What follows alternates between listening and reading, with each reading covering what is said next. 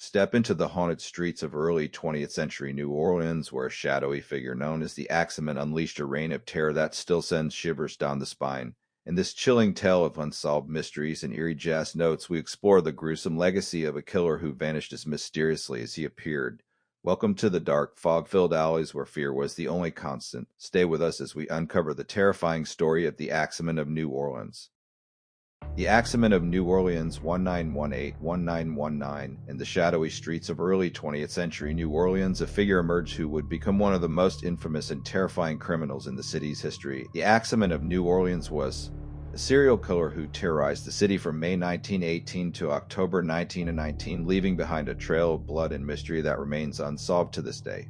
Background: New Orleans in the early 1900s was a vibrant but troubled city. It was a melting pot of cultures, music, and food, but also rife with crime and poverty. Many of the city's residents were Italian immigrants or Italian Americans, who were often the target of prejudice and violence. It was within this tense atmosphere that the Axeman began his reign of terror.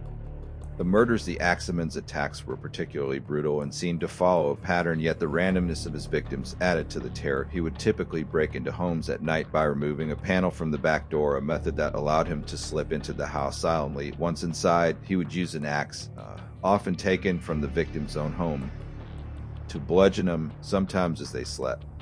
Here are some of the key incidents. 1. May 22, 1918. The first known attack occurred at the home of Joseph and Catherine Maggio, who were brutally attacked while they slept. Joseph was a grocer and Catherine was a housewife. The killer slit their throats with a straight razor before bashing their heads with an axe. The couple's brother discovered their bodies, and the straight razor used in the attack was found in his possession, leading to initial suspicions, but he was eventually cleared of any involvement. 2. June 27, 1918.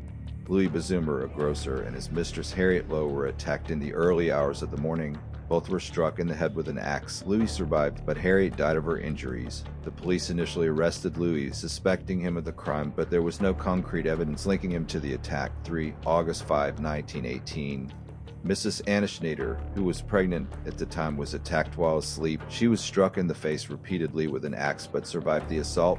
She later gave birth to a healthy child, adding to the bizarre nature of the case. 4. March 10, 1919.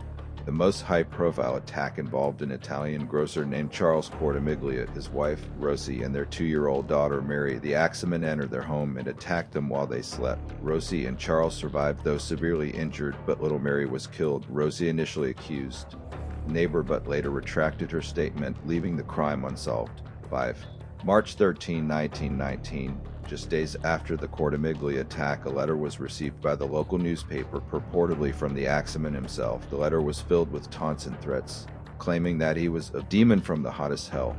In the letter, the Axeman stated that he would kill again at 12:15 a.m. on the following Tuesday, but would spare anyone who was playing jazz music in their home. 6. March 19, 1919.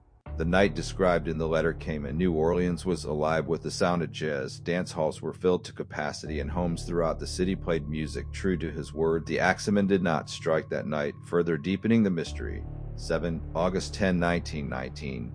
The final confirmed attack attributed to the Axeman occurred at the home of grocer Steve Bocco. He was attacked in the same manner as the previous victims, but managed to survive. Like many others, he could not provide any details about the attacker.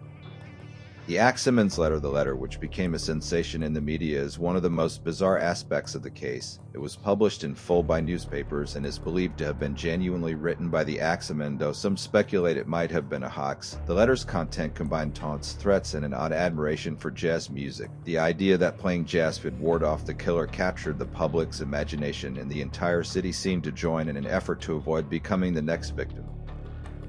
Here's an excerpt from the letter. They have never caught me, and they never will.